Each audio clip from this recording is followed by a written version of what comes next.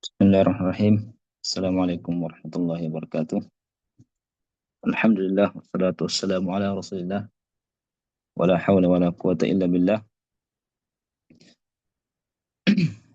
Jemaah sekalian dirahmati Allah Subhanahu wa taala, para pemirsa Markas Inayah.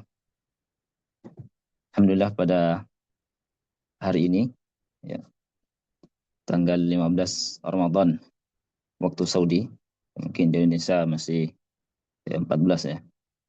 Alhamdulillah kita bisa dipertemukan lagi oleh Allah Subhanahu wa taala dalam kajian rutinan ini. Dan insya Allah pada kajian kali ini kita akan melanjutkan materi yang sudah dijadwalkan. Dan kali ini kita akan membahas sedikit tentang sejarah yang berkaitan tentang kehidupan Nabi Shallallahu Alaihi Wasallam. Dan di pertemuan yang lalu sudah dibahas tentang sejarah-sejarah yang berkaitan tentang peperangan yang dilakukan atau pernah terjadi di bulan Ramadan, ya, entah itu peperangan yang langsung dilakukan oleh Nabi Sallallahu Alaihi Wasallam atau istilahnya adalah ghazawat atau ghazwah, ya, ataupun peperangan yang tidak diikuti oleh Nabi Sallallahu Alaihi Wasallam, yaitu istilahnya adalah syariah. Ya.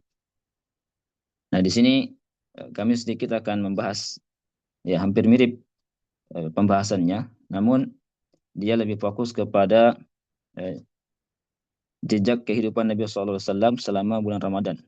Ya, ini kami ambil dari sebuah buku dalam bahasa Arab yang judulnya itu An-Nabiyyu sallallahu alaihi wasallam fi Ramadan, ya.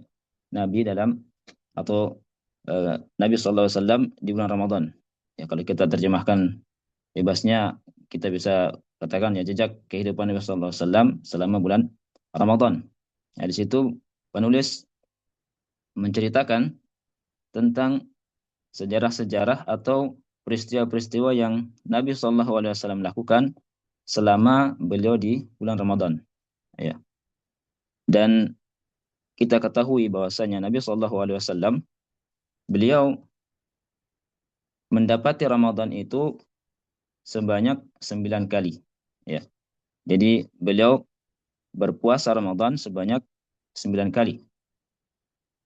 Nah, kemudian di 9 kali Ramadan ini, nah, disinilah penulis buku tersebut mencoba untuk uh, mencari riwayat-riwayat dan juga sejarah-sejarah berkaitan tentang apa saja yang Nabi Shallallahu Alaihi Wasallam lakukan selama 9 Ramadan ini.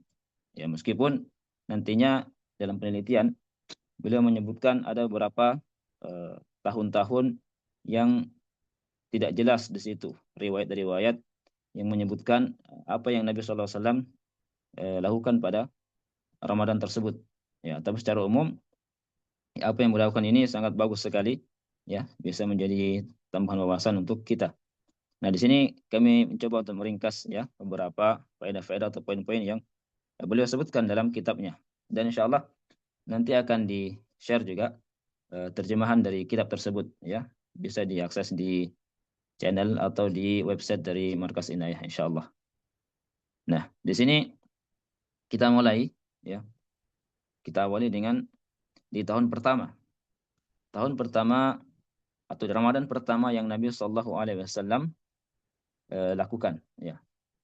Nah, tahun pertama ini ketika beliau setelah hijrah ke Madinah. Dan ini tahun pertama atau Ramadan pertama, ya, Ramadan pertama itu terjadi di tahun kedua Hijriah. Ya, kenapa demikian? Karena di tahun pertama waktu itu Ramadan belum diwajibkan bagi kaum muslimin. Ya, itu nanti disebutkan, ya, dalam kitabnya tentang eh, riwayat dari Mu'ad bin Jabal. Ya, beliau menjelaskan, menceritakan tentang fase-fase kewajiban Ramadan.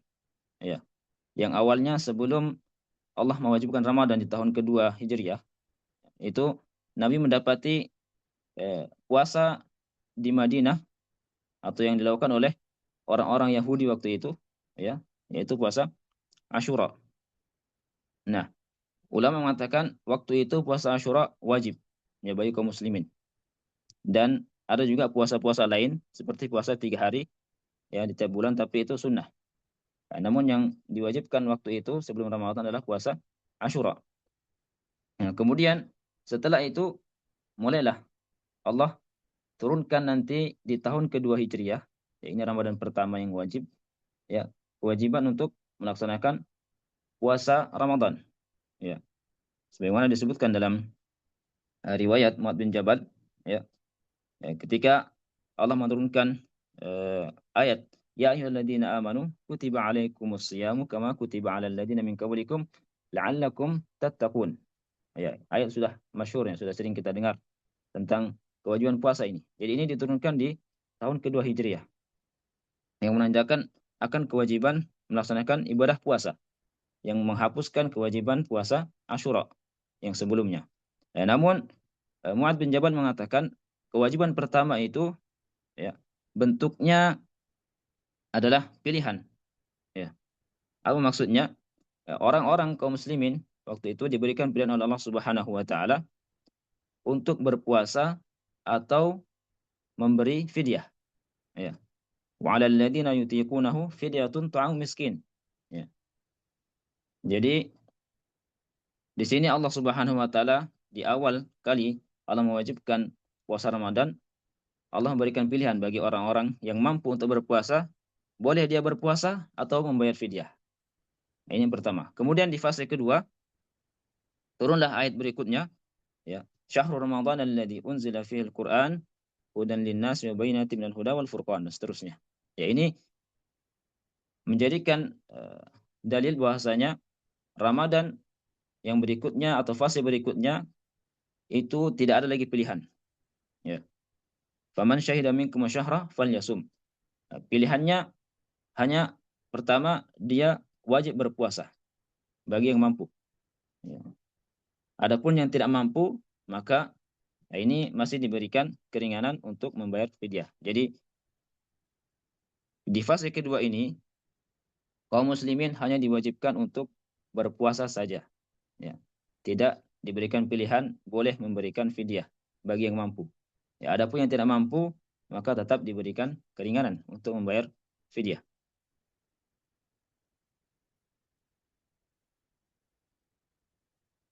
Kemudian juga di awal-awal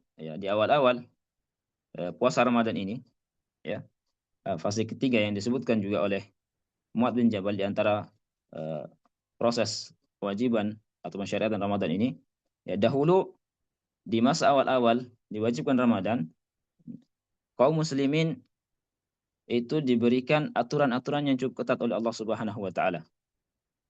Ya. Bagaimana itu? Yaitu ketika misalnya seseorang berpuasa, kemudian tiba waktunya berbuka, maka umat Islam dilarang oleh Allah Subhanahu wa taala untuk makan dan minum serta berhubungan ya suami istri jika dia sudah tertidur. Ya. Ini larangannya. Jadi ketika sudah buka, ya, kemudian jika dia tertidur lalu dia bangun lagi di malam itu dan ingin makan atau ingin berhubungan, maka itu sudah tidak dibolehkan. Ya. Ini yang pertama ya. Ini di fase-fase awal kewajiban puasa Ramadan. Ya, makanya dahulu ada kisahnya seorang sahabat ya bernama Sirmah. Beliau waktu itu ya, ya termasuk bekerja ya pekerja berat. Di siang harinya beliau bekerja. Ya, ketika malam tiba buka puasa, beliau kecapean. Ya, setelah berbuka puasa, beliau lelah dan tertidur. Ya. Akhirnya beliau bangunnya ketika sudah fajar. Ya. Maka di pagi harinya, ya keesokan harinya beliau berpuasa dengan kondisi yang sangat lemah. Maka ketika Nabi bertanya kenapa demikian, ya beliau menceritakan kejadiannya. Ya karena semalam beliau sempat tidur dan belum sempat makan. Ya, belum sempat makan malam ya. Ya, akhirnya beliau kelelahan ya, puasa di pagi harinya. Ya. Dan juga sempat terjadi pada Umar bin Khattab radhiyallahu anhu. Ya, beliau pernah berpuasa kemudian setelah berbuka beliau ketiduran dan ketika beliau bangun ya, beliau mendatangi istrinya. Ya, artinya berhubungan dengan istrinya. Nah, setelah itu beliau pun menyesal dan melapor kepada Nabi Shallallahu Alaihi Wasallam. Ya, maka tidak lama setelah itu, ya, Allah memberikan keringanan lagi, ya, dengan diturunkan surah Al-Baqarah, ya, yaitu uhilla lakum lailatas siyami rafathu ila nisaikum kunna libasul lakum wa antum libasul lahun, dan seterusnya. Ya, dihalalkan bagi kalian pada malam hari bulan Ramadan bercampur dengan istri kalian dan seterusnya. Nah, ini di antara fase-fase awal, ya, ketika Allah mewajibkan Ramadan. Nah, jadi setelah kejadian yang dialami oleh dua sahabat tadi, Allah menurunkan lagi keringanan bagi umat Islam bahwasanya boleh untuk atau bagi kaum muslimin melakukan berhubungan dengan keluarganya di malam hari, dan juga makan dan minum meskipun dia telah tertidur sebelumnya. Ya.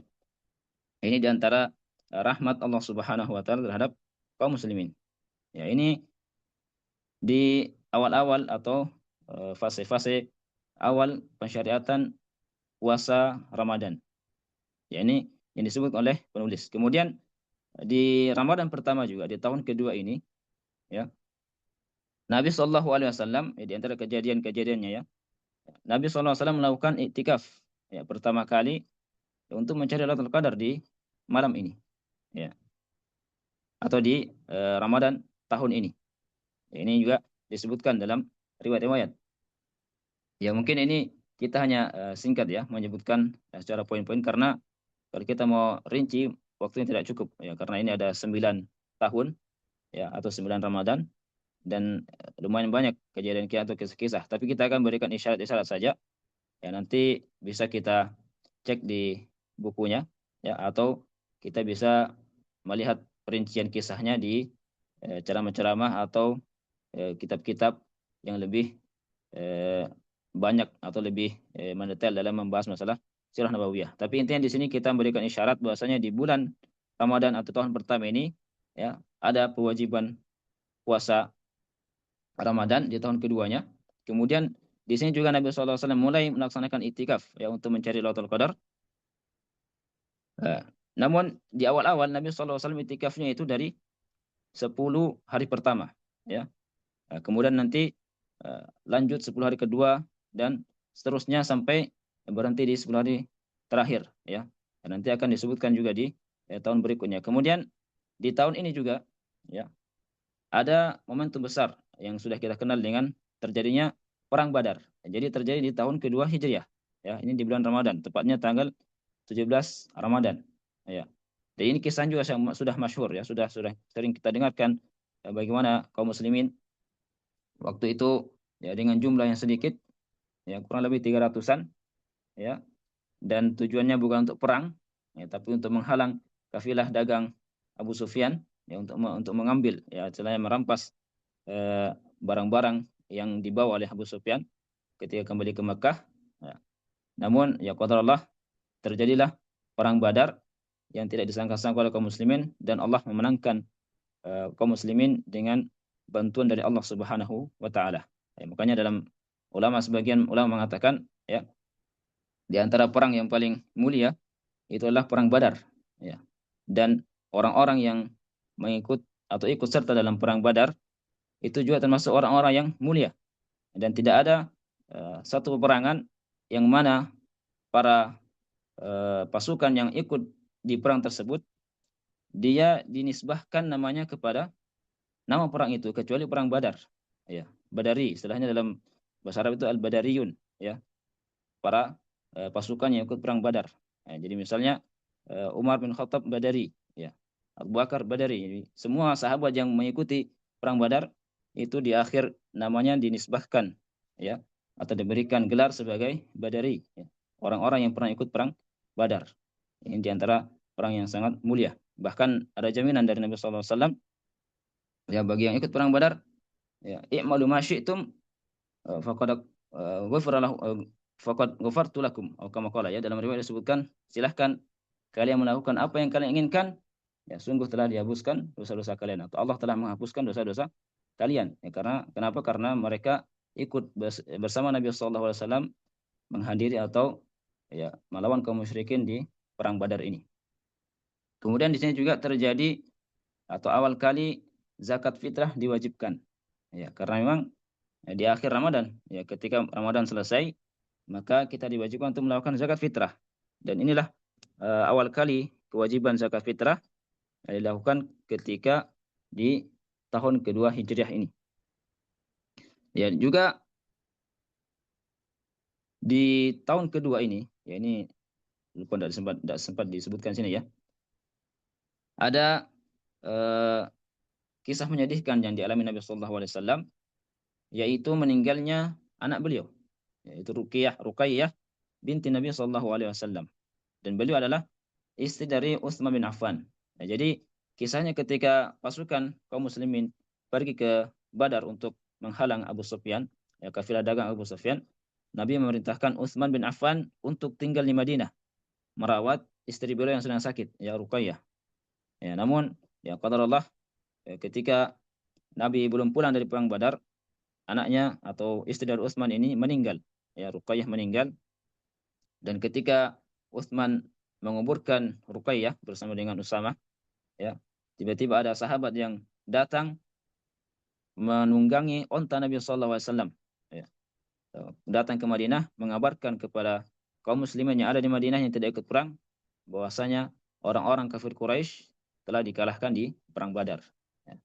Nah, jadi di tahun ini juga meninggalnya anak Nabi Shallallahu Alaihi Wasallam. Dan juga ada sahabat yang bernama Sa'ad bin Malik Al-Khazraji. Ya. Beliau adalah bapak dari Sahal bin Sa'ad radhiyallahu anhum, dan beliau ini atau bapaknya ini meninggal juga sebelum perang Badar. Ya. Padahal beliau telah bersiap-siap untuk ikut serta dalam perang Badar ini. Namun ya beliau meninggal sebelum terjadinya perang Badar ini. Nah, kemudian yang berikutnya lagi ada juga ya di tahun kedua ini yang namanya Sariyah, ya Umair bin Adi Al-Khatmi. Ya ini artinya Sariyah adalah peperangan yang Nabi SAW tidak ikut serta dalam perang tersebut, tetapi boleh mewakilkan sahabat atau salah seorang sahabat untuk menjadi pemimpin yang membawa pasukan demi melaksanakan misi tertentu. Dan ini terjadi ketika Ramadan tersisa 5 hari. Ya, beliau mengutus sahabat ini, ya Umair, untuk pergi ke suatu tempat, ya, dan mengeksekusi.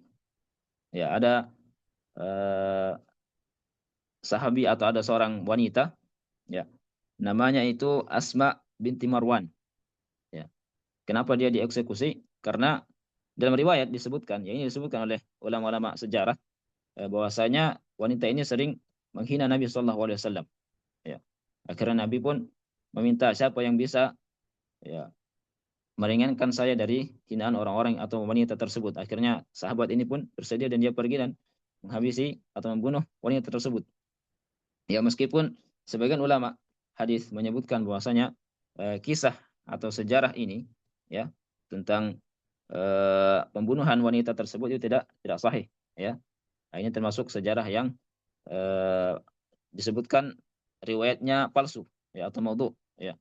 Ya, kenapa? Karena bertentangan dengan rahmat Nabi Shallallahu Alaihi Wasallam. Ya, karena waktu Fathu Makkah saja Nabi mengampuni atau memaafkan semua orang-orang kafir Quraisy, ya. Akhirnya mereka masuk Islam, ya. Apalagi dengan seorang wanita yang seperti ini. Tetapi ya wallahu alam, ya ini yang disebutkan oleh ulama-ulama sejarah, ya, dalam kitabnya, ya, meskipun ada yang mengatakan riwayatnya tidak tidak benar. Ya wallahu alam. Nah, kemudian yang berikutnya di tahun ini juga ya dilaksanakanlah Idul Fitri yang pertama, ya. Termasuk juga ya karena setelah Ramadan ada salat Id, ya, maka di sini juga dilaksanakan Idul Fitri yang pertama bagi kaum kaum muslimin, dan Nabi SAW melaksanakannya di musalla, ya. Musalla itu dalam bahasa Arab misalnya tempat salat, artinya ini tanah lapang, ya, bukan masjid, ya, tanah lapang. Ya, atau di lapangan lah kalau kita bahasa kita katakan di lapangan, ya, tanah terbuka. Dan ini di antara sunnah Nabi SAW. Ya, bagaimana? Ya, mungkin ada yang bertanya hukumnya salat di masjid. Ini juga masalah khilafiyah, ya. Sebagian membolehkan untuk salat Id di masjid, ya. Tetapi yang lebih afdal ya tentunya di lapangan, ya. Wallahu alam. Kemudian yang berikutnya, ya, atau di kita masuk ke Ramadan kedua. Ini tahun ke-3 Hijriah. Nah, apa saja yang terjadi di sini? Nah, di sini ada beberapa kejadian yang dialami Nabi Shallallahu Alaihi Wasallam di Ramadan yang kedua ini. Yang pertama di antaranya adalah Nabi Shallallahu Alaihi Wasallam ya waktu itu menetap di Madinah. Artinya beliau menghabiskan Ramadannya di Madinah, ya tidak keluar dari Madinah selama Ramadan kedua ini atau tahun ketiga Hijriah. Ya. Dan juga di tahun inilah Nabi SAW ya mendapatkan cucu pertamanya atau cucu dari Al-Ali, ya, afwan. Jadi cucu bukan cucu pertama, ya cucu pertama ya, cucu pertama dari anak beliau Fatimah, ya radhiyallahu anha, dan juga Ali bin Abi Thalib radhiyallahu anhu, ya, yaitu Al Hasan, ya kakak dari Al Husain. Ya, jadi Al Hasan ini disebutkan dalam riwayat ya dilahirkan di pertengahan bulan Ramadan. Ya. Dan yang berikutnya lagi ya, kejadian yang beliau alami di Ramadan tahun ini adalah beliau ya menikah dengan Hafsah binti Umar. Ini anak dari Umar bin Khattab radhiyallahu anhu. Ya. Ya, sekalipun riwayat menyebutkan juga ya, sebagian riwayat menyebutkan beliau menikahi Hafsah ini ya, di bulan Syawal, apa di bulan Sya'ban ya, di bulan Sya'ban. Ya. Dan waktu itu Hafsah beliau janda ya, janda yang sempat dinikahi oleh eh, orang-orang waktu itu atau orang Quraisy waktu itu, salah seorang Quraisy ya. Dan ketika beliau ditalak, Umar bin Khattab menawarkan Hafsah kepada Utsman bin Affan. Namun Utsman tidak bersedia, ya mundur. Kemudian ketika itu Umar bin Khattab pun menawarkan kepada Abu Bakar ya untuk menikahkan atau menikahi anak beliau ya. Namun Abu Bakar radhiyallahu anhu ketika ditawari oleh Umar, beliau tidak menjawab apa-apa ya. Tidak mengatakan iya, juga tidak mengatakan tidak, hanya diam saja. Nah, akhirnya karena tidak ada jawaban dari Abu Bakar, tidak lama setelah itu ternyata Hafsah dilamar oleh Nabi Shallallahu Alaihi Wasallam. Nah, ketika Nabi telah menikahi Hafsah ya binti Umar ini, maka Abu Bakar berkata kepada Umar, ya, wahai Umar, ya mungkin engkau sempat merasa ya ada atau tidak enak ya ketika eh, engkau tawarkan Hafsah kepadaku dan aku tidak menjawab ya permintaanmu. Tidak menjawab artinya saya tidak mengatakan apa-apa ya. Ya, kenapa saya begitu? Karena ya, saya pernah mendengar Nabi Shallallahu Alaihi Wasallam menyebut-nyebut namanya Hafsah, ya sehingga saya tidak mau untuk ya membeberkan rahasia Nabi Shallallahu Alaihi Wasallam. Ya, saya juga tidak mau untuk mendahului Nabi Shallallahu Alaihi Wasallam. Ya, jadi seandainya Nabi tidak maju menikahi Hafsah, maka saya lah yang akan menikahinya. Ya, itu kata Abu Bakar. Ya. Jadi beliau radhiyallahu anhu ya sangat menghargai ya, apa yang diinginkan oleh Nabi Shallallahu Alaihi Wasallam. Ya, bahkan sampai tidak berani menyebutkan apa yang Nabi Shallallahu Alaihi Wasallam sempat ya sebutkan di hadapan Umar bin Khattab. Kemudian di antara kejadian juga yang ada di tahun ini adalah Nabi sempat menikahi dengan Zainab binti Khuzaimah radhiyallahu anha. Yang mana beliau ini dijuluki sebagai Ummul Masakin, ya ibunya orang-orang miskin. Artinya apa? Artinya karena beliau ini sangat senang dengan orang miskin. Beliau suka memberikan bantuan untuk orang-orang fakir miskin sehingga dijuluki dengan Ummul Masakin, ya ibunya orang-orang miskin. Dan istri-istri Nabi ini ya yang dinikahi oleh Nabi SAW seperti Hafsah misalnya itu disebutkan dalam riwayat ya umur beliau ketika dinikahi oleh Nabi SAW sekitar 20 tahunan ya. Dan juga eh, istri-istri yang lainnya ya itu umurnya ya, berkisar antara 15 sampai 20 tahun sampai 30-an ya. Itu istri-istri Nabi yang dinikahi setelah Khadijah radhiyallahu anha ya, kecuali Aisyah ya. Dan juga apa namanya? Aisyah itu dinikahi dalam usia 6 tahun ya dan dicampuri 9 tahun ya. Dan Saudah dinikahi kurang lebih umurnya 50 tahunan ya. Ini karena yang paling tua. Ya, jadi dahulu memang orang Arab itu sudah terbiasa menikahkan anaknya di usia-usia muda. Ya, makanya ini tidak bisa menjadi celaan bagi Nabi SAW karena menikahi anak di bawah umur. Ya, kalau kita sekarang mungkin seperti itu, tapi di zaman dahulu, di zaman Nabi SAW, ya usia-usia 6 tahun ya dan seterusnya itu sudah ditawarkan oleh bapaknya kepada orang-orang, ya orang-orang yang dia inginkan, artinya sudah dinikahkan. Ya, bahkan dalam riwayat disebutkan Aisyah sebelum dilamar oleh Nabi SAW itu sudah ada yang melamar duluan. Tetapi yang diterima oleh Abu Bakar adalah tawaran Nabi SAW. Ya, wallahu alam.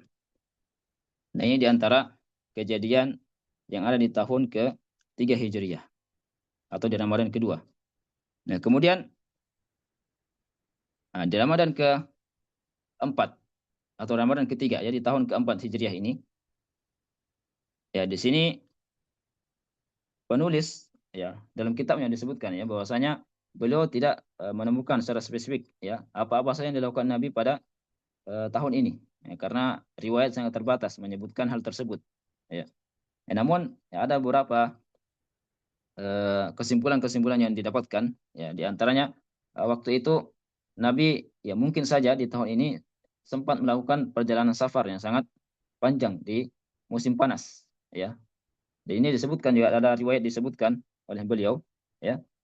Dan memang waktu itu ya, di zaman awal ya, Ramadan ini dinamakan Ramadan karena memang dari kata romdo. Ya, romdo itu artinya panas terik. Ya, sehingga dikatakan Ramadan.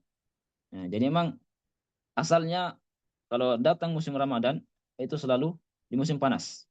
Ya.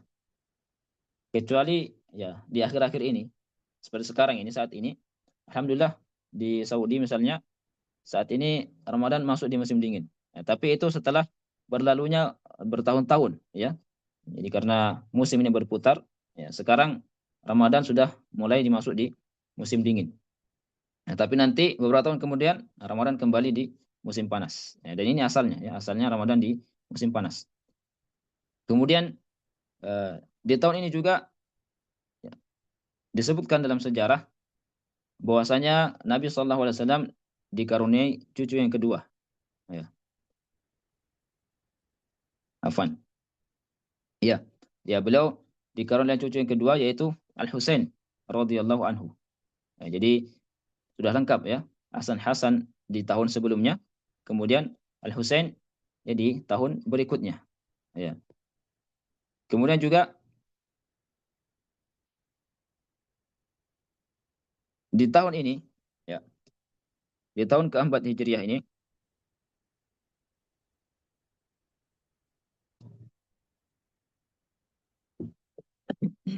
ya, afwan.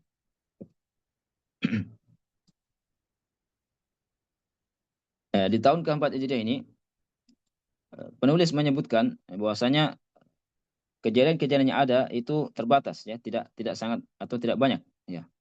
Karena di tahun ini riwayat yang menyebutkan tentang kondisi Nabi SAW itu tidak seperti di tahun-tahun yang berikutnya. Ya.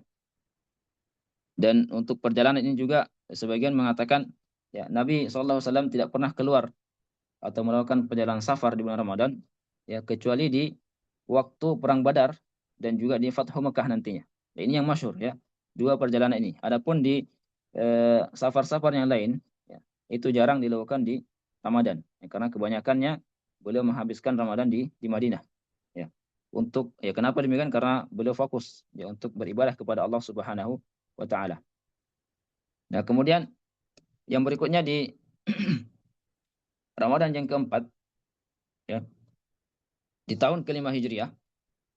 Nah, di sini ada beberapa kejadian. Yang pertama, waktu itu Nabi Shallallahu Alaihi Wasallam ya, di tahun kelima ini sempat terjadi yang namanya uh, ghazwah atau peperangan, ya, yaitu ghazwah tu Bani Mustalik. Ya. Dan ketika beliau pulang dari ghazwah tu Bani Mustalik, ya, di awal-awal Ramadan itu disebutkan atau di perjalanannya ya sebelum sampai di Madinah, ya. Dan waktu itu kejadiannya di bulan Sya'ban, ya. Dan sebelum sampai di Madinah ada kejadian, ya, yang dialami oleh kaum muslimin. Ya, itu adalah tragedi tragedi Al-Ifk. ya, atau fitnatul ifk. Ini yang terjadi pada Aisyah radhiyallahu anha. Ya, fitnah al-ifk. Apa itu? Yaitu tuduhan dusta yang dilontarkan oleh orang-orang munafik kepada Ibunda Aisyah radhiyallahu anha bahwasanya beliau telah melakukan sesuatu yang tidak baik ya, dengan sahabat yang lain. Dan ini kisahnya ya masyhur, ya, sudah sering mungkin kita dengarkan ya ketika kafilah sementara istirahat, kemudian Aisyah pergi untuk menunaikan hajatnya, lalu ketika kembali di tendanya beliau kehilangan eh, apa namanya, anting-anting atau gelang lah atau semacamnya perhiasannya ya. Ya, beliau kehilangan perhiasannya, lalu beliau mencari lagi di tempat yang tadi beliau tempati untuk buang hajatnya ya. Dan ketika kembali ke tendanya ternyata kaum muslim sudah beranjak meninggalkan tempatnya. Ya, akhirnya beliau pun duduk di tempat yang eh, tenda tadi diturunkan, ya berharap mudah-mudahan ada orang yang akan kembali. Ya, namun ternyata tidak ada. Nah, tapi ada salah seorang sahabat, ya, kalau tidak salah namanya Sofwan, ya beliau ditugaskan oleh Nabi memang untuk berjalan di akhir pasukan. Ya, tujuannya untuk menyisir, ya, siapa tahu ada yang ketinggalan. Ya, itu tugasnya. Dan ternyata benar.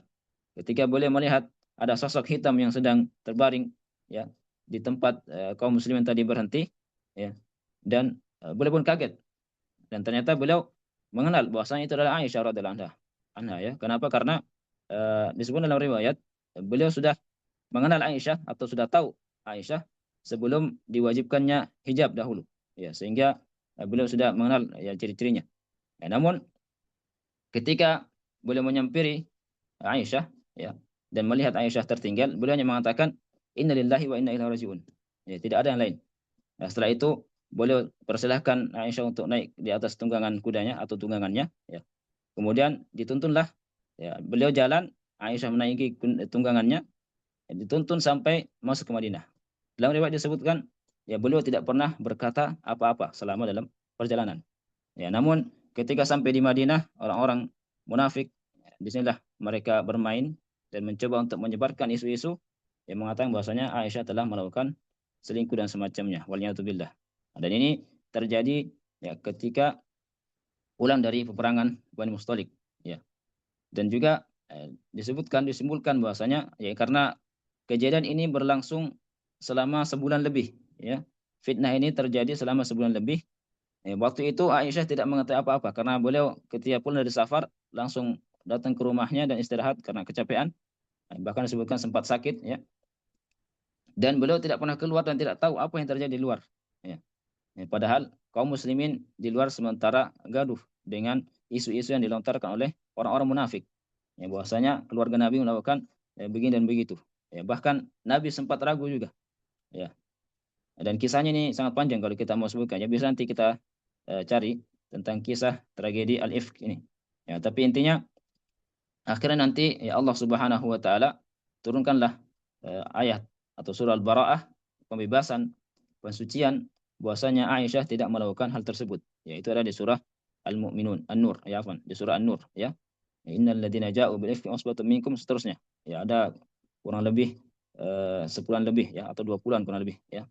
Itu jumlah ayat yang menceritakan tentang kesucian Aisyah dan orang-orang yang membawa berita itulah orang-orang munafik. Yang bisa kita cek nanti di surah An-Nur. Kemudian di sini juga Nabi SAW di tahun ini boleh menikahi Juwairiyah bintil Haris radhiyallahu anha. Ya. Dan Juwairiyah ini adalah eh, anak dari seorang pembesar ya Bani Mustalik. Ya. Jadi beliau ini waktu itu ketika menang dari perang Bani Mustalik ya atau Ghazwa Bani Mustalik, itu semua eh, ghanimah dan juga wanita-wanita ditawan oleh kaum muslimin. Dan ini aturan-aturan seperti ini sudah ada sebelum Islam ya. Artinya ketika dua kubu berperang, yang satu menang, maka harta rampasan itu disebut ghanimah diambil dan juga anak-anak dan istri-istrinya itu ditawan menjadi budak-budak dan hamba sahaya. Dan ini ketika Islam datang masih dilestarikan ya dan disahkan. Ya namun dengan berjalannya waktu ya Allah Subhanahu wa taala selalu atau syariat ini selalu menginginkan adanya pembebasan budak. Ya, tidak menginginkan adanya perbudakan. Ya. Karena syariat menginginkan semua manusia adalah budak hanya untuk Allah Subhanahu wa taala, ya, bukan untuk makhluk. Makanya kenapa nanti kita dapati dalam syariat ini kebanyakan kafarah, ya, atau tembusan-tembusan yang dilakukan oleh orang yang melanggar dalam syariat itu diantaranya adalah membebaskan budak, ya, itu raqabah, ya, membebaskan budak. Ya, kenapa? Karena memang syariat menginginkan agar perbudakan itu dihapuskan. Ya, dan sekarang alhamdulillah perbudakan ya mungkin bisa dibilang hampir tidak ada. Ya, bahkan di Saudi pun sudah lama, ya, sudah lama itu dibebaskan semua budak-budak. Ya, kecuali ya, ada mengatakan mungkin di sebagian daerah, ya, mungkin di Afrika atau di mana itu masih ada ya segelintir orang yang menerapkan sistem ini. Ya, wallahu alam. Nah, kemudian ketika Nabi SAW mengetahui bahwasanya Juwairiyah ternyata waktu itu ya setelah dibagi ghanimah dan juga orang-orang atau orang apa namanya wanita-wanita dan anak-anak yang ditawan jatuh, ya, Juwairiyah itu jatuh di tangan salah seorang sahabat, ya, artinya menjadi tawanan, menjadi bagian dari sahabat, ya, salah seorang sahabat, ya. Nah, namun ketika itu diketahui oleh Nabi SAW, ya, maka beliau meminta kepada sahabat tersebut untuk menukar, ya, Juwairiyah dengan yang lainnya. Tujuannya apa? Tujuannya karena Juwairiyah ini adalah anak seorang pemimpin, ya, jadi tidak pantas. Artinya ini juga bisa menimbulkan apa namanya iri hati bagi sebagian kaum muslimin yang lain. Kenapa anak pemimpin diambil oleh sahabat yang lain? Harusnya Nabi yang ambil. Ya, akhirnya Nabi pun mengambil Juwairiyah dan membebaskan beliau, kemudian menikahi, ya, dan menikahi Juwairiyah ini. Dan setelah itu Nabi SAW ketika telah menikahi Juwairiyah, maka semua kerabat Juwairiyah yang waktu itu menjadi budak otomatis dibebaskan, ya, oleh Nabi SAW. Kenapa? Karena keluarga Nabi tidak boleh ada yang menjadi budak. Akhirnya semua yang menjadi keluarga Juwairiyah setelah dinikahi Nabi bebas dan mereka pun masuk ke dalam Islam. Ya, ini diantara bentuk dakwah Nabi SAW dan cara beliau dalam memperluas Islam ini. Nah, kemudian di antara kejadian juga di sini adalah, ya, Nabi SAW mulai fokus iktikafnya di 10 hari terakhir. Ya, karena di awal-awal beliau iktikaf di 10 hari pertama. Ya, karena beliau mencari Lailatul Qadar dan waktu itu belum ditahu atau belum ada informasi ya kapankah Lailatul Qadar itu. Sampai akhirnya nanti Allah memberitahukan kepada beliau bahwasanya apa yang kau cari itu ada di 10 hari berikutnya. Ya, itu di 10 hari pertengahan. Kemudian dalam riwayat lain disebutkan ya apa yang kau cari ada di 10 hari yang terakhir. Nah, akhirnya disinilah Nabi SAW mulai memfokuskan untuk iktikaf selama Ramadan di 10 hari terakhir, ya. Dan beliau pernah juga disebutkan ya, dalam riwayat ya, Allah perlihatkan kepada beliau tentang Lailatul Qadar, yaitu di 10 hari terakhir. Ya, namun kata Nabi SAW, ya, thumma unsituha, ya, kemudian saya dilupakan atau dibuat lupa, ya, tepatnya di hari apa, di malam apa. Ya, namun beliau memberikan isyarat bahwasanya ya, Lailatul Qadar itu terjadi di malam-malam ganjil. Ya, makanya dalam riwayat nanti kita sebutkan Nabi banyak memberikan motivasi untuk menghidupkan malam-malam ganjil. Ya, bahkan ada yang mengatakan malam ke-27. Ya, ini yang paling jelas juga ya, di antara riwayat yang menyebutkan tentang Lailatul Qadar adalah 27 Ramadan. Ya, namun bagaimana caranya kita menentukan malam ini? Ya, sementara kita lihat sekarang perbedaan masuknya Ramadan saja itu ada dua, ya. Seperti misalnya di sini di Saudi dan Indonesia berbeda.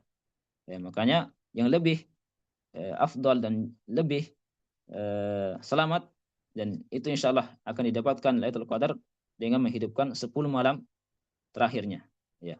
Karena kita tidak tahu ya malam ganjil yang benar-benar malam ganjil di sisi Allah itu di hari keberapa, ya.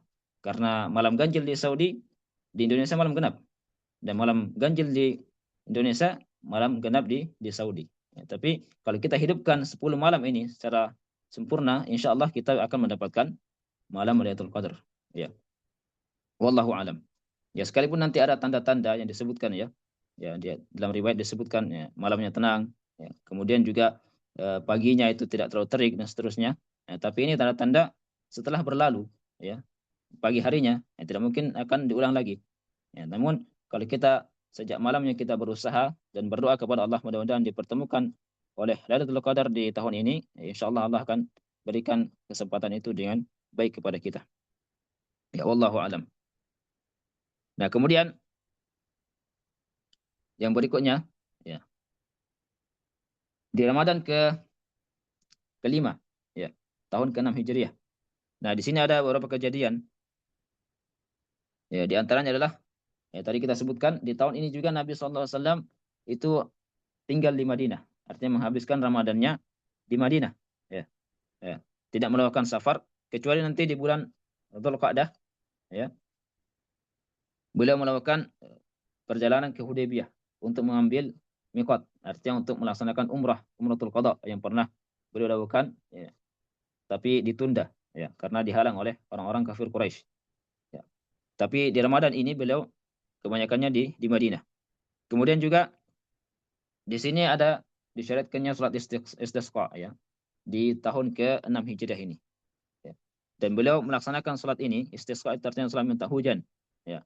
Dan ini istisqa mungkin di Indonesia jarang, ya jarang dilakukan karena mungkin hujannya masya Allah ya, bahkan berlebih.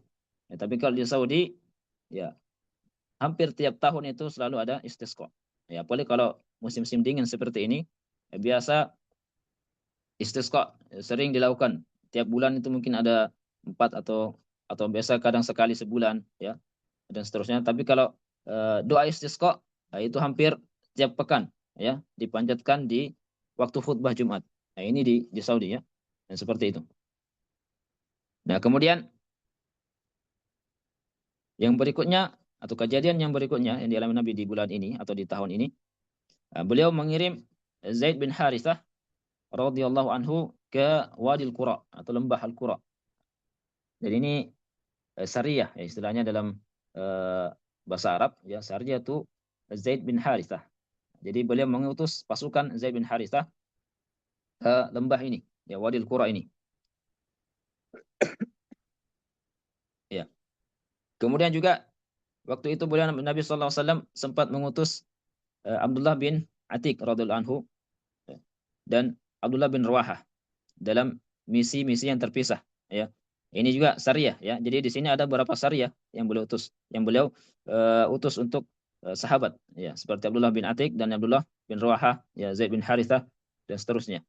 Nah, ini beliau mengutus mereka untuk melakukan misi-misi tertentu ya. Dan penjelasan nanti ya, ini cukup panjang kalau kita menjelaskan tapi ya, ini intinya ya poin-poin utamanya. Nanti bisa kita lihat di pelajaran sirah kalau kita mau tahu bagaimana syariah-syariah dan juga misi-misi yang mereka mereka jalankan. Nah, kemudian di tahun yang berikutnya, ya, tahun ke-7 Hijriah atau di Ramadan ke-6, ya. Nah, di sini ada beberapa kejadian. Apa itu yang pertama di antaranya adalah ya, masuk Islamnya Abu Hurairah ya di waktu itu dan juga ini menjadi momen berharga bagi beliau karena ini adalah bulan Ramadan pertama yang dilakukan oleh Abu Hurairah bersama Nabi Shallallahu alaihi wasallam. Ya, nanti di sinilah ya bisa jadi Abu Hurairah itu mendapatkan banyak hadis-hadis tentang keutamaan-keutamaan puasa itu di tahun ini ya dan disebutkan ya seperti misalnya as-saumu junnah dan seterusnya. Kemudian juga apa namanya tentang idza jaa Ramadan futihat abul jannah ya ketika datang Ramadan maka pintu surga dibuka, pintu neraka ditutup dan seterusnya. Nah, ini hadis-hadis yang disebutkan oleh Abu Hurairah tentang keutamaan puasa Ramadan ya bisa jadi beliau dapatkan di tahun ini ketika beliau bersama Nabi Shallallahu alaihi wasallam ya menjalankan bulan Ramadan. Nah, kemudian juga di antara kejadian yang ada di bulan ini adalah beliau menikahi Sofiyah binti Huyai ya. Nah, dan ini di antara anak dari seorang tokoh Yahudi ya. Sofiyah ini. Dan kisahnya ini sangat uh, masyhur juga ya. Ya, di mana Sofiyah termasuk anak dari pembesar orang-orang Yahudi Khaybar. Ya. Karena ini terjadi setelah perang Khaybar ya. Dan juga ketika Nabi Shallallahu alaihi wasallam ya karena disebutkan riwayat ya Sofiyah ini termasuk wanita yang sangat cantik ya parasnya bahkan Aisyah sempat cemburu ya ketika boleh mendengar bahwa Nabi ingin menikahi Sofia. Ya, karena ya demikian ya wanita ya, pasti merasa ya seakan-akan ada saingannya. Ya karena memang betul ya ketika beliau melihat sendiri, Aisyah melihat sendiri tentang Sofia, beliau akui tentang kecantikan Sofia ini. Ya. Tetapi yang namanya wanita selalu ada kecemburuan dalam hatinya. Taib. Kemudian juga yang berikutnya, ya di sini sempat ya ada kejadian ketika Nabi SAW beriktikaf ya, di tahun ini. Yaitu Safiyah mengunjungi Nabi SAW. Ya.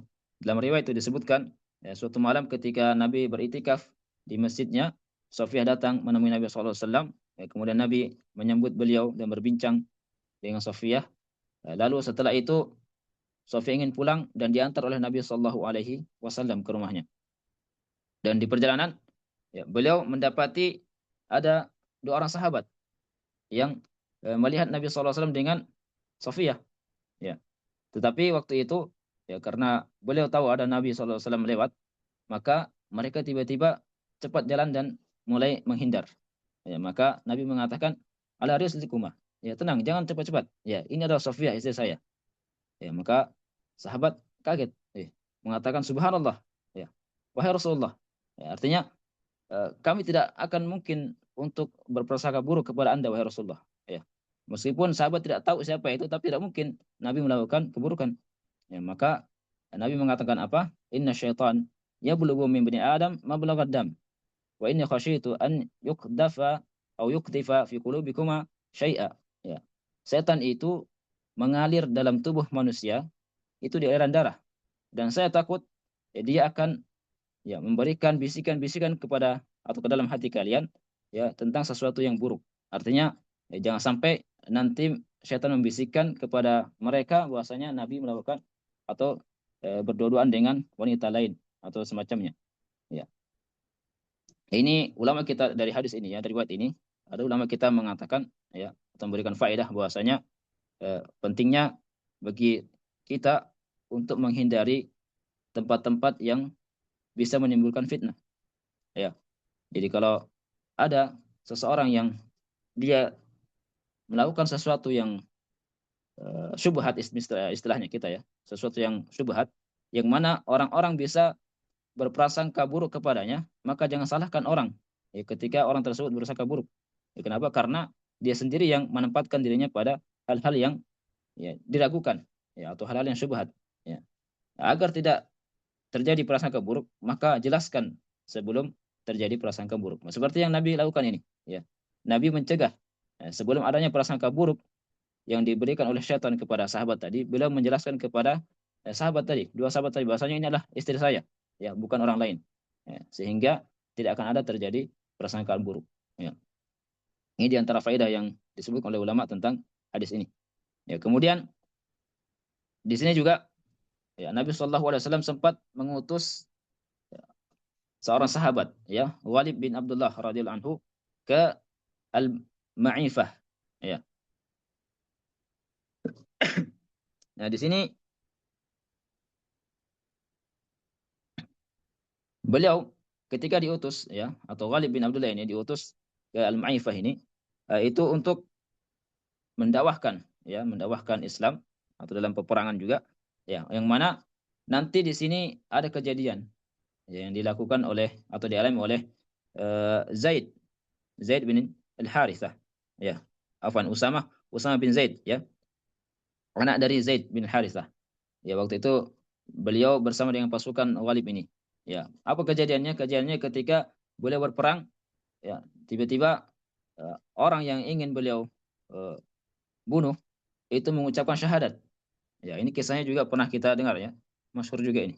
Ya, ketika orang tadi melihat bahwasanya pedang sudah di atas kepalanya, kemudian tiba-tiba dia mengatakan asyhadu alla ilaha illallah wa anna muhammadar rasulullah, artinya bersyahadat. Ya, tapi ya apa anggapan dari Usama bin Zaid ini? Dia mengatakan dalam hatinya atau dia mengira bahwasanya orang ini mengatakan syahadat syahadat karena takut dibunuh. Ya, kenapa? Karena dalam Islam orang yang orang yang sudah bersyahadat tidak boleh dibunuh. Nah, akhirnya beliau pun tetap menebaskan pedangnya kepada orang tersebut. Ketika kabar ini sampai kepada Nabi SAW, beliau marah. Ya, Nabi SAW marah dan mengatakan kepada Usamah, asyaqaqta qalbah, ya, apakah kau sudah membelah hatinya sampai engkau bisa membunuhnya dan kau menyangka bahwasanya dia cuma pura-pura masuk Islam, ya. Kira-kira seperti itu bahasanya, ya. Ya, dan beliau mengulangi terus perkataan tersebut sampai 3 kali. Ya, bahkan sampai Usamah mengatakan, ya, saya berharap seandainya saya baru masuk Islam hari ini.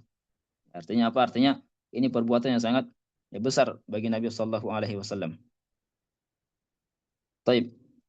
Ya, makanya dalam Islam tidak boleh, ya, seseorang itu membunuh kaum muslimin yang bersyahadat. Ya. Ya, selama dia masih Islam tidak boleh dibunuh. Ya. Kecuali jika dia melakukan hal-hal yang melanggar atau membuat dia keluar dari Islam. Dan ini pun yang menentukannya bukan pribadi-pribadi, ya, ulama dan juga penguasa yang bisa menentukannya. Ya. Maka tidak boleh bagi kita sembarangan dalam memvonis, ya, ataupun menumpahkan darah kaum muslimin, ya, karena itu termasuk sesuatu yang sangat berat di sisi Allah Subhanahu wa taala. Nah, kemudian yang berikutnya, ya, ini waktunya sudah hampir habis, ya. Kita cepatkan saja, ini tinggal 2. Ya, di tahun yang berikutnya, tahun ke-8 Hijriah, ya, di Ramadan ke-7, ya. Nah, di sini ada peristiwa yang sangat dahsyat juga, ya. Di antaranya adalah Fathu Makkah. Ya, Fathu Makkah atau pembebasan kota Makkah. Ini terjadi di 8 Hijriah atau Ramadan ke-7 bagi Nabi Shallallahu alaihi wasallam. Nah, waktu itu Nabi Shallallahu alaihi wasallam bersama dengan para sahabat, ya, jumlahnya sangat banyak sekali. Ya, beliau pergi ke atau meninggalkan Madinah pada tanggal kurang lebih, ya, sekitar tanggal 10 Ramadan. Beliau berjalan dari Madinah menuju kota Mekah untuk membebaskan Mekah dari kaum musyrikin, mengepung, ya, mengepung kota Mekah. Nah, dan waktu itu kaum muslimin berpuasa. Ya, namun ketika di perjalanan karena waktu itu sangat panas, ya, sudah kita sebutkan tadi Ramadan itu identik dengan cuaca panas, ya, waktu itu, ya. Ketika di perjalanan beliau meminta air dan beliau siramkan di kepalanya, ya. Nah, maka di sini juga, ya, ulama mengambil faedah bahwasanya boleh seorang yang puasa ketika dia merasa, ya, sangat haus atau sangat panas bisa mandi, ya, atau menyiramkan kepalanya, atau bahkan sebagian mengatakan boleh dia berenang, ya, dengan catatan tidak ada air yang masuk ke dalam kerongkongannya, ya. Nah, tapi lebih selamat, ya, itu mungkin cukup mandi saja, ya, karena kalau berenang ini bisa, khawatir ada yang masuk ke dalam kerongkongan. Nah, kemudian juga di waktu itu, atau di ketika Fatu Makkah ini, ya, beliau sempat melakukan buka puasa, ya, namun agak cepat bukanya, ya, bahkan disebutkan dalam riwayat, ya, waktu itu matahari masih agak kelihatan tetapi beliau sudah menyegerakan berbuka puasa, ya. Dan ini mungkin sebagian, makanya sebagian ulama kita, ya, itu ada yang mengambil faedah dari sini, ya, ketika misalnya seseorang ragu-ragu atau bukan ragu-ragu, ya, dia menyangka bahwasanya matahari telah terbenam, kemudian dia berbuka puasa dan ternyata belum terbenam. Ya, ini sudah atau biasa ada kejadian, ya. Ya, dia kira sudah buka, kemudian dia minum, ternyata baru azan. Ya, bagaimana puasanya? Batal atau tidak? Ya, sebagian ulama berdalilkan dengan dalil ini bahwasanya Nabi pernah, ya, berbuka puasa dan waktu itu, ya, masih, artinya cuaca masih belum gelap, masih kentara, masih terlihat, ya. Sehingga puasanya tetap tetap sah, ya. Ya, sehingga ulama atau sebagian ulama mengatakan puasa orang tadi, ya, tetap dianggap dianggap sah karena dia sudah berbuka menurut ijtihadnya, ya. Ya, sekalipun ini ada khilaf, ya, di kalangan para ulama, ada perbedaan pendapat, ya. Ya, wallahu alam. Ya, kemudian juga ketika beliau telah sampai di kota Mekah, ya, hal pertama yang beliau lakukan adalah mengutus beberapa sahabat, ya, untuk menghancurkan berhala-berhala yang menjadi, ya, sesembahan kaum musyrikin. Ya, di antara adalah berhala Manat, Uzza, dan Suwa. Dan beliau juga sendiri yang turun tangan untuk menghabiskan atau menghancurkan berhala-berhala yang ada di kota Mekah. Yang waktu itu, ya, dalam sejarah disebutkan sekitar 360-an, ya, berhala ada di sekitar Ka'bah. Ya, dan yang paling besar adalah Hubal. Ya, ketika beliau datang, beliau menghancurkan semua berhala tersebut dan membaca firman Allah Subhanahu wa taala, "Wa ja'al haqq wa zahaqal batil, innal batila kana zahuqa." Ya. Kemudian yang berikutnya lagi, ya.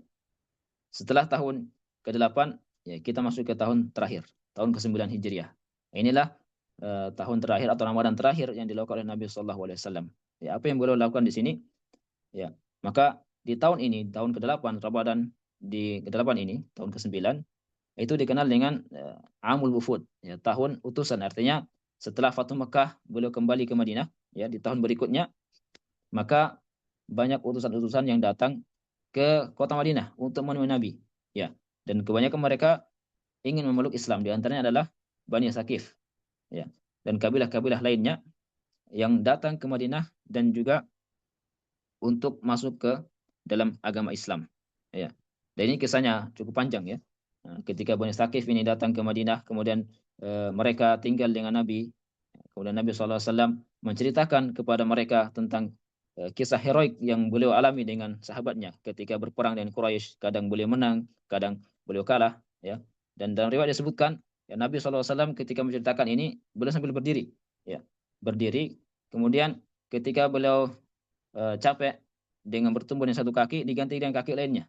Ya, artinya sambil berdiri beliau menceritakan kisah-kisah yang pernah beliau alami dengan orang-orang kafir Quraisy kepada Bani Sakif yang waktu itu baru masuk Islam. Nah, dan juga di sini juga nanti ya ada beberapa sahabat-sahabat yang atau kejadian yang dialami oleh sahabat yang waktu itu ya tinggal di masjid, ya, atau disebut dengan Ahlus Suffah, ya.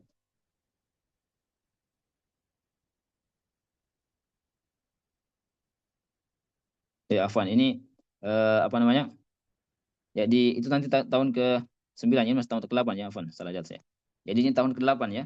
Tahun ke-8 bukan tahun terakhir, ya. Tahun ke-8 ini, ya, jadi di sini juga ada penundaan iktikaf, ya. Penundaan iktikaf yang dilakukan Nabi SAW di bulan Syawal ini, ya. Kenapa ditunda? Karena waktu itu kejadiannya ketika beliau ingin iktikaf, ada beberapa istri Nabi di antara Aisyah, ya, Hafsah dan lainnya itu melihat Nabi SAW ingin beriktikaf di waktu itu. Akhirnya apa? Akhirnya istri-istri Nabi itu sebagian mereka membuat tenda di Masjid Nabawi. Ya, waktu itu masih kecil, ya, masih sempit. Ya. Namun ketika Nabi melihat ada beberapa tenda-tenda yang didirikan oleh istri-istri Nabi, beliau bertanya, ini apa ini? Kenapa ada tenda-tenda ini? Ya. Maka sahabat mengatakan, ini milik istri Anda, wahai Rasulullah. Ya. Maka Rasulullah mengatakan, bongkar semuanya. Ya. Jangan ada tenda-tenda di sini. Ya, artinya apa? Artinya beliau tidak menginginkan waktu itu istrinya atau ada tenda-tenda yang didirikan di masjid-masjid untuk istri-istri beliau. Ya. Bukan berarti beliau tidak ingin, ya, atau melarang istrinya itikaf. Ya, ulama kita menyimpulkan kenapa beliau melarang waktu itu, ya, di antaranya kemungkinannya, ya, karena waktu itu ada utusan-utusan dari Bani Thaqif ini, ya. Karena ketika nanti jika ada tenda-tenda orang itikaf di situ, maka bisa jadi nanti semakin banyak tenda, maka masjid semakin sempit. Ya, sementara waktu itu masih banyak utusan-utusan yang berdatangan menemui Nabi SAW di Masjid Nabawi. Ya, akhirnya waktu itu boleh pun menunda itikafnya, tidak jadi itikaf, ya, supaya orang-orang tidak ikut itikaf. Ya. Mungkin karena masalah tadi, ya, di antaranya. Kemudian setelah bulan Syawal boleh pun mengqadha itikafnya. Ya, maka di sini ulama kita memberikan faedah juga, ya, bahwasanya boleh seseorang mengqadha iktikafnya, ya, sekiranya dia tidak sempat iktikaf, ya. Tapi ini tidak wajib, ya, ini sunnah. Karena Nabi, ya, hanya saja Nabi SAW ketika beliau telah melakukan satu ibadah, beliau tidak pernah meninggalkan. Meskipun dia sunnah, tetapi bagi Nabi tidak pernah ditinggalkan. Ya, sehingga kapan dia tinggalkan selalu diqadha. Nah, itulah Nabi kita Shallallahu Alaihi Wasallam. Ya. Dan di sini juga ulama kita mengatakan iktikaf itu bukan khusus untuk Ramadan saja. Ya, boleh di apa namanya bulan-bulan lainnya kita iktikaf, ya, di Syawal dan seterusnya. Ya, tapi yang lebih utama di bulan Ramadan. Dan juga di sini ada keislaman Wathilah bin Asqa radhiyallahu anhu. Ya. Dan beliau termasuk sahabat Ahlus Suffah. Ya. Sini tadi, ya. Ya, sahabat Ahlus Suffah ini, ya, yang tadi kita sebutkan bahwasanya beliau termasuk orang-orang yang tinggal di Masjid Nabawi. Jadi Ahlus Suffah ini orang-orang yang hijrah ke Madinah, ya, dan dia tidak punya keluarga di Madinah, ya, dan waktu itu Nabi SAW menampung mereka di masjid untuk tinggal di masjid. Nah, mereka disebut sebagai ahlu suffah. Jumlahnya itu lumayan. Ya, kadang ada 70-an, ya, 60-an kurang lebih, ya, naik turun. Tergantung orang-orang yang hijrah dan masuk Islam waktu itu.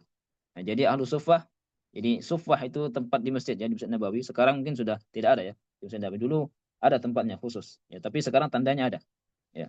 Nah, di situ mereka tinggal di masjid, ya, mereka makannya bagaimana? Menunggu pemberian dari orang-orang yang ada di Madinah. Ya, artinya sedekah dari orang-orang yang Madinah. Waktu itu disebutkan dalam riwayat pernah suatu malam ahlu sufah ketika itu tidak mendapatkan ada orang yang mengirimkan makanan. Ya. Kemudian berlalu satu malam, datang dua malam berikutnya, ya, tidak ada juga. Ya, akhirnya dua malam berturut-turut tidak ada yang berikan makanan kepada mereka. Akhirnya mereka menemui Nabi dan mengadu kepada Nabi SAW. Lalu Nabi mengutus seseorang untuk ke rumah istri-istri beliau. Ya, meminta siapa tahu ada makanan bagi mereka di rumah istri beliau. Ternyata istri-istri beliau juga tidak memiliki makanan untuk mereka. Ya, subhanallah. Ini bagaimana, ya? Kita bayangkan keluarga orang mulia, ya, makanannya kurang. Ya, subhanallah. Ya, kemudian setelah itu Nabi SAW mengumpulkan ahlu suffah dan berdoa kepada Allah Subhanahu Wa Taala agar diberikan kemudahan, ya, rezeki untuk mereka. Nah, dan tak lama setelah itu datanglah ada orang yang datang memberikan, ya, seekor kambing dan roti yang diberikan kepada mereka ahlu suffah. Nah, ini termasuk ijabah doa dari, ya, Allah Subhanahu Wa Taala untuk nabinya. Ya. Ya, tapi di sini pesan pentingnya adalah bagaimana kita lihat, ya, Nabi SAW termasuk orang yang, ya, artinya kalau kita lihat dari sisi materi itu sangat minim sekali. Ya. Tetapi, ya, beliau termasuk ahli atau ahli surga yang dijanjikan oleh Allah Subhanahu Wa Taala. Ya, kita yang banyak harta ini, ya, atau mungkin tidak banyak tetapi milik kecukupan, maka hendaknya kita banyak bersyukur kepada Allah Subhanahu Wa Taala. Kemudian yang terakhir, ya, Ramadan ke-9, ya, ini yang terakhir. Ya, di sini apa yang dilakukan Nabi Shallallahu Alaihi Wasallam ini juga sebagai penutup, ya. Ya, mohon maaf ini agak kepanjangan. Ya, yang terjadi di antaranya adalah wafatnya anak beliau, yaitu Ibrahim, ya, putra beliau Ibrahim. Ya. Ya. Kemudian di sini juga terjadi iktikaf double. Ya, yang sebelumnya beliau hanya iktikaf 10 hari terakhir di Ramadan terakhir, Ramadan ke-9 ini, karena ini adalah hari terakhir atau sebelum beliau wafat. Ya, beliau iktikafnya ditingkatkan menjadi 20 hari. Ya. Dan juga di sinilah hadis yang menceritakan tentang mudarasah Nabi SAW sebanyak eh, 2 kali. Yang sebelumnya itu cuma sekali bersama Jibril, namun di hari akhir atau di tahun terakhir beliau wafat, beliau mudarasah dengan Jibril, ya, itu sebanyak 2 kali. Ya, 2 kali khatam, ya, kalau kita mungkin bahasakan begitu, ya. Nah, jadi ini lebih banyak lagi, ya. Dan juga puncak kedermawan beliau di bulan ini meningkat, ya. Bahkan di bulan-bulan Ramadan lainnya juga, ya. Ketika beliau bertemu Jibril, digambarkan oleh riwayat, ya, kedermawanan beliau itu, ya, karihil mursalah, seperti angin yang berhembus. Artinya langsung, ya, tidak ada penghalang. Angin berhembus itu bagaimana kita rasakan ketika ada angin berhembus, maka udaranya sangat segar, ya, tidak ada penghalang. Beliau mengatakan bahwasanya kedermawanan beliau ini itu mencakup atau bisa memberikan manfaat untuk semuanya, ya, tidak terbatas. Ya, inilah Nabi Shallallahu Alaihi Wasallam. Ya, jemaah dirahmati Allah Subhanahu Wa Taala. Dan juga banyak, ya, beberapa poin-poin lagi yang mungkin tidak sempat kita sebutkan, ya, tapi ini yang paling penting, ya. Ya. Dan yang terakhir, ya, mari kita manfaatkan Ramadan ini untuk melakukan banyak ketaatan, ya. Ya, di antara sunnah-sunnah yang boleh sebutkan, ya, seperti segera berbuka ketika waktunya, ya. Ya, ini untuk menghindari khilaf tadi, ya, nanti kalau sudah waktunya baru kita berbuka. Kemudian juga sahur itu disunahkan diakhirkan, kemudian qiyamul lail dan berpuasa, ya, dengan ihtisab. Dan yang paling penting adalah kita menghadapi 10 hari terakhir, ya, tinggal beberapa hari ini kita maksimalkan untuk itikaf. Jika kita bisa itikaf full maka alhamdulillah, jika tidak maka minimal itikaf malam hari. Ya, jika pun tidak maka minimal kita ikut salat malam jika ada salat malam dikerjakan di masjid-masjid misalnya, atau kalau tidak, ya, di rumah juga bisa, ya. Kemudian, tapi kalau lebih utama di masjid, ya, karena memang itikaf itu tempatnya di masjid. Kemudian, ya, kalaupun juga tidak bisa, maka sebagian ulama mengatakan setiap kali kita masuk ke masjid, kita niatkan untuk itikaf, ya, mendekatkan diri kepada Allah Subhanahu wa taala, ya.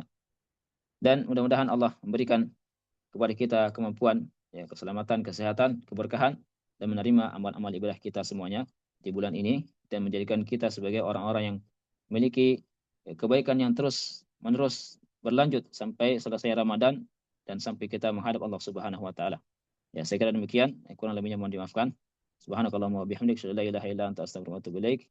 Assalamualaikum warahmatullahi wabarakatuh.